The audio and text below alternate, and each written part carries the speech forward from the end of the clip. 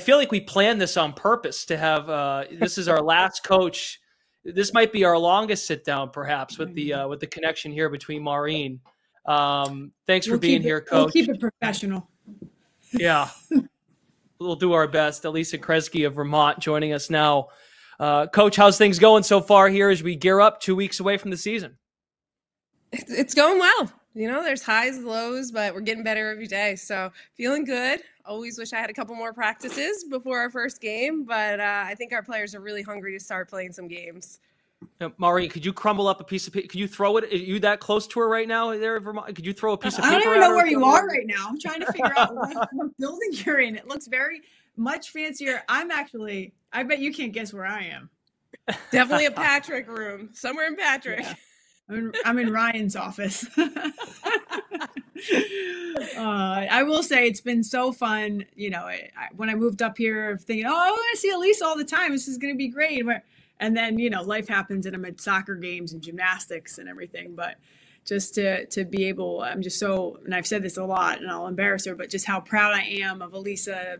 She's obviously a great friend and a teammate, but just who she is in this community and just the buzz around her team, it's incredible. I mean, her players are some of the nicest young women that I've ever met and been around. And, you know, I've seen it firsthand with my girls going to her summer camp this summer and going to some clinics, you know, a couple weekends ago. And they're just amazing young women. And obviously, you know, Alisa, she only recruits the best of the best. And it's really, for me, it's going to be a really cool year this year to be able to truly cheer her on. I always cheer her on, but now I can actually go to more games. We're green now. Let's go. I know. I got this UNH blue on for Schoenecker. Notice she hasn't invited you to games. She hasn't invited me? Well, that's true. Well, she could have said, yeah, come anytime. She didn't do that. That's true. Yeah, that's a good point. Maybe she doesn't want me. I am a head. I'll just sit there, though. At least Alisa knows I'll never give. I think Alisa has, and I obviously just checked the records. She's beaten me way more times than I've beaten her. And she defensively is the best defensive coach. And I've just tried to follow her lead. So when I'm there, I'm just cheering everybody on. I'm like, your players are great, Alisa. And she's like, oh, we have to do this or that. So I know my role now. Well, when you learn from the best, Maureen was my captain. So I learned from the best. Oh, that's nice. Thank you, Alisa.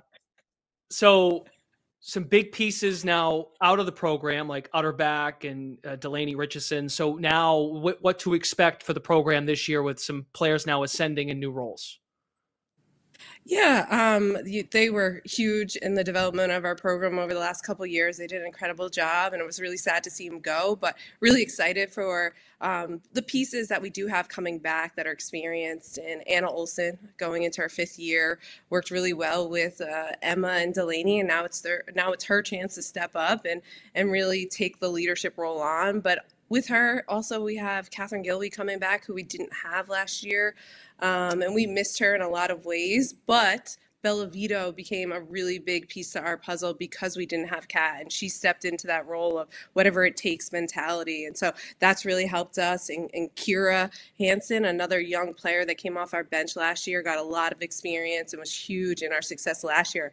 So with those 4 pieces and then a lot of other pieces that we're really excited about, I do think we have a good core coming back, and we have a lot of young faces that are really working hard. So excited. We're going to look different, but really excited what we have and a good core that understands what it takes. Kind of just touching on Kat Gilby. I mean, obviously it was heartbreaking when she went down last year, but just who she is and what she means to this program. And I've seen interviews with her that maybe it was a blessing in disguise. I mean, she's just one of those people that you're like, oh, how she's going to approach this year, and what better leader. I think obviously anytime you have to sit out, but just what she means to the team, what she means to you, as a head coach. I think just having a leader like that back for you for this year, knowing who you graduated with Emma and Delaney being gone. Yeah, I mean, Catherine just does it the right way, always. She's always the hardest working, the most caring, the most selfless player on and off the court, does anything for anybody. And she's an extension of me. She's somebody I trust. She really studies the game. She asks questions to make sure that she understands what I'm looking for, what she needs to do to help us, whether it's to be a vocal leader, to get the ball to Anna. And so she's just somebody that's so bought in. And she's a Vermonter. This community loves her since she really was in high school. They got to know her, and she's always done it the right way. So she has a huge fan base in our area because she's an incredible role model. Really, really excited to have her back in so many ways. And as you mentioned, this offseason, unfortunately was sidelined last year, but she really took it to heart of trying to still grow and develop and figure out how to help the team. And that was finding her voice even more. She knew when she stepped back on the court, she wouldn't have two leaders. And so I think she's really just tried to make the most of a year when she couldn't do what she loves, being on the court with her teammates. But she's pretty darn special in all areas, and I'm really excited to have her back on the floor. I know our fans are really excited, and our teammates are really excited to have her back on the floor. She does a lot of things to help us be better. Vermont in women's basketball, the champions of the conference in 2023. They were in the championship game last year. But, man, defensively, like you, Albany, you bring it every single night. Maureen even referenced Maureen brought it up, so I can go there. We were talking about this on a conference call, getting ready for this particular call, and how at Holy Cross last year, Vermont held you to what, 44? Is that right? 44, 46? It was like 42 to 44 or something. What was the score? It wasn't low-scoring games. Yeah, it wasn't very pretty. But Alisa, when you coach defense, like what goes into that mentality? I'm sure your players got to buy in, and then it filters down to the rest of the team. But what are your ideologies when it comes to defense? You know, it is something where I think, Maureen, you hit on this in an interview, but it's effort. Bought in is the right word. You have to want to play defense. And so a lot of times with our players, when they get here, I make sure they understand you're not going to play just because you can score the ball. You have to play defense here. And so being bought in, giving effort. We're not going to be perfect. We're not holding shutouts. Yes, we've made some games pretty low scoring and not so pretty. But when you're not scoring the balls, in some days that happens. You got to play defense always. And also, I think a credit to all the coaches that we've worked with in our program. They work really, really hard to study the other team and try to take them out of their rhythm. And then our players are bought into studying scouts and understanding philosophies. So it's a lot of people that work really hard at it, but at the end of the day, you got to have the want to play defense. And defense helps when you travel, and talking about travel, we were just talking before you got on the call about your non-conference schedule, playing in the Great Alaskan Shootout, which is going to be incredible. And then from there, going to the Cancun Challenge. So can you talk a little bit about and first, what a great opportunity for your players, for your staff, for UVM, for the athletic department, just to have teams play in these amazing tournaments. But you want to talk a little bit about how these tournaments all kind of came up and how what are you going to pack? It's going to be tricky. Gonna need like 3 pieces of luggage. It just our program has gotten to this point that we feel like we can go and challenge our team. Every team's different, but I do think that we've really gotten to a point that we got to be challenged in the non-conference because our conference keeps getting better, and our end goal is to be ready for obviously January through March.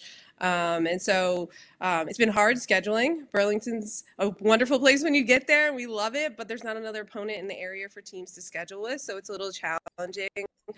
That's our program has also been a little bit challenging, I think, with scheduling.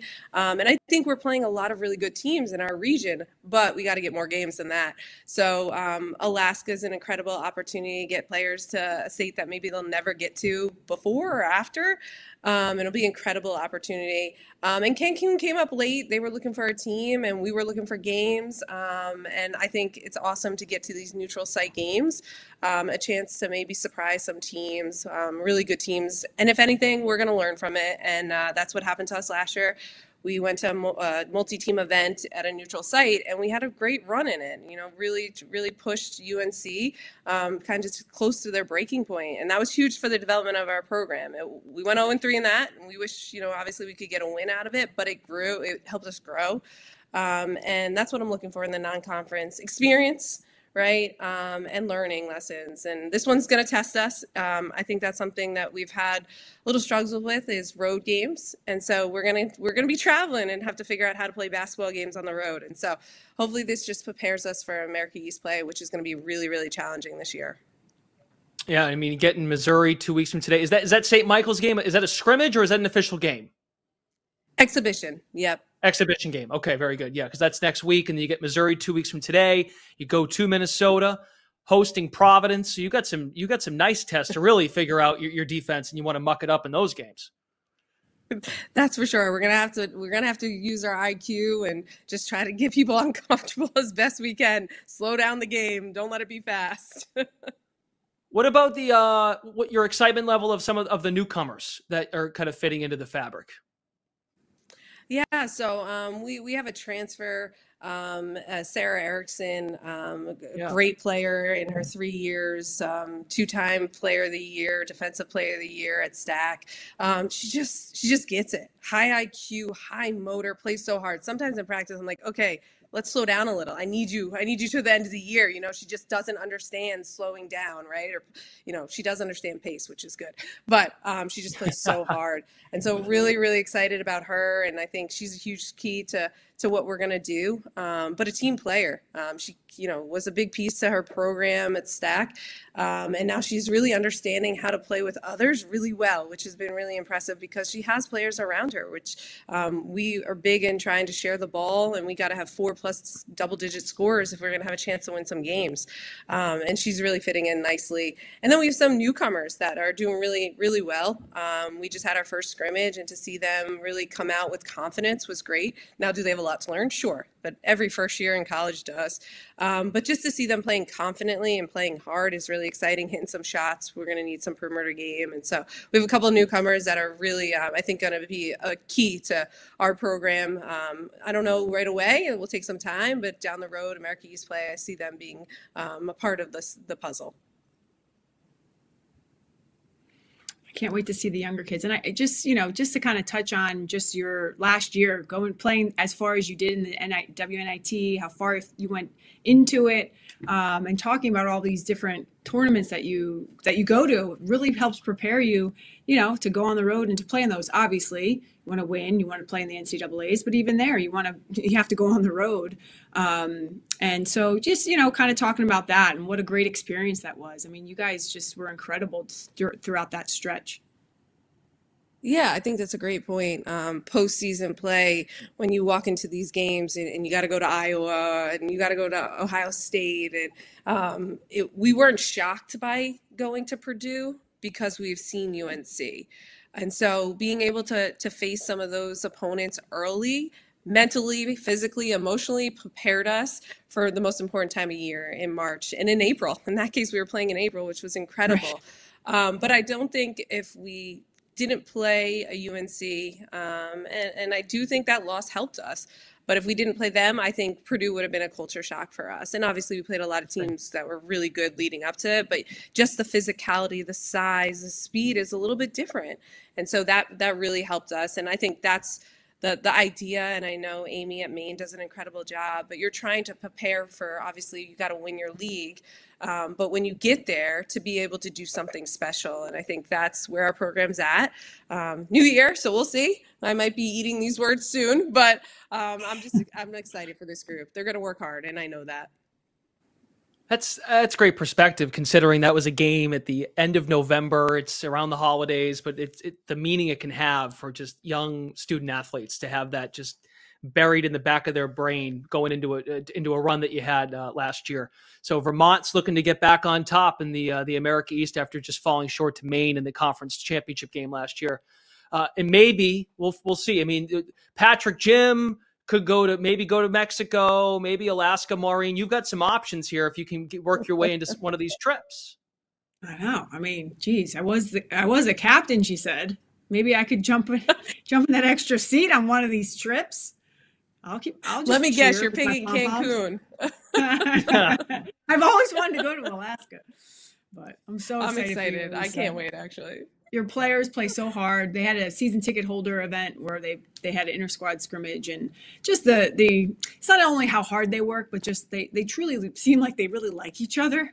And I think sometimes at this level, you know, everybody thinks that's the case, but it's not always the case. And just being in the gym around them, they just really seem like they like each other. And sometimes that just seems to go a really long way. And a lot of that comes from Kat and Anna and Bella. I mean, they have that positive energy about them. At least that's my perspective. And obviously that all starts with you. So I can't wait. You know, now I won't sit right behind the bench. Maybe I'll sit on the other side, but I'm going to have a great year.